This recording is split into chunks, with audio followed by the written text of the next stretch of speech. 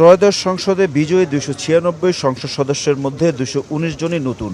আর BNP থেকে নির্বাচিত হয়ে প্রথমবারের মতো সংসদে যাচ্ছেন ১৪৬ এমপি। সংসদের কার্যপ্রণালী ও বিধিবিধান সম্পর্কে ধারণা দিতে ২ দিনের কর্মশালার শেষ দিনে অংশ নেয় ঢাকা, ময়মনসিংহ ও ফরিদপুর বিভাগের এমপিরা। সকল মাননীয় সংসদ সদস্য।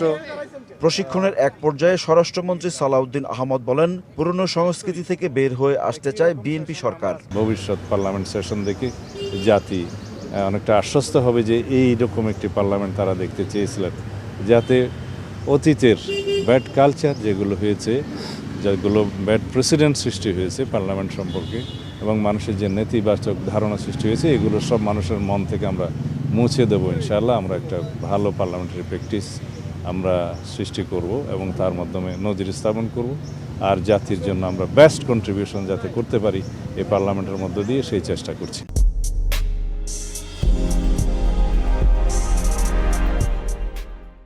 বিএনপি একটি কার্যকর সংসদ উপহার দিতে চায় উল্লেখ করে নতুন এমপিরা বলেন, জনগণের প্রত্যাশা অনুযায়ী কাজ করতে প্রতিশ্রুতিবদ্ধ তারা। আর তথ্যমন্ত্রী জানান, রেওয়াজ অনুযায়ী প্রথম অধিবেশনে রাষ্ট্রপতির ভাষণের সব প্রস্তুতি সম্পন্ন। আমাদের দায়িত্বের মধ্য দিয়ে আমরা দেশে একটা প্রকৃত অর্থেই কার্যকরী সংসদ তৈরি করে একটা কার্যকরী সংসদীয় ব্যবস্থা প্রতিষ্ঠা করতে পারি, সে বিষয়ে আমরা আমাদের মাননীয় এমপি মহোদয়দেরকে পরামর্শ বিনিময় করছি। আমাদের দেশের সংসদীয় ব্যবস্থা অনুযায়ী সংসদের প্রথম অধিবেশনে রাষ্ট্রপতি বক্তব্য দিবেন, এ ব্যাপারে সমস্ত প্রস্তুতি সম্পন্ন হয়ে গেছে। বিকেলে কুমিল্লা, চট্টগ্রাম ও সিলেট অঞ্চলের সংসদ সদস্যদের প্রশিক্ষণের মধ্য দিয়ে শেষ হবে বিএনপির বিশেষ এই কর্মশালা। ইমরুল হাসান, সময় সংবাদ, ঢাকা।